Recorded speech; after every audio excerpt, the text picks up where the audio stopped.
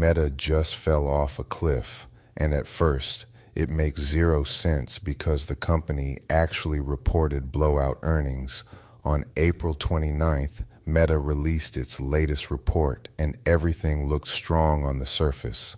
Revenue surged over 30% year over year, profits beat expectations, and its core advertising business is still printing money. Normally, this type of performance would send a stock flying higher, but instead, the stock dropped hard going into April 30th. So what really happened? The sell-off comes down to one major issue: spending. Meta announced it's going all in on artificial intelligence and raised its capital expenditure forecast to around $125 to $145 billion.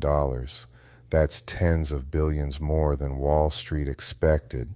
And now investors are starting to question when they'll actually see a return on all that AI spending. Unlike companies like Microsoft or Alphabet, Meta hasn't clearly shown how AI will translate into short-term profits. That creates a tough situation: higher costs, potential pressure on margins, and a lot of uncertainty. And when investors see that, especially after a big run-up in the stock, they start selling.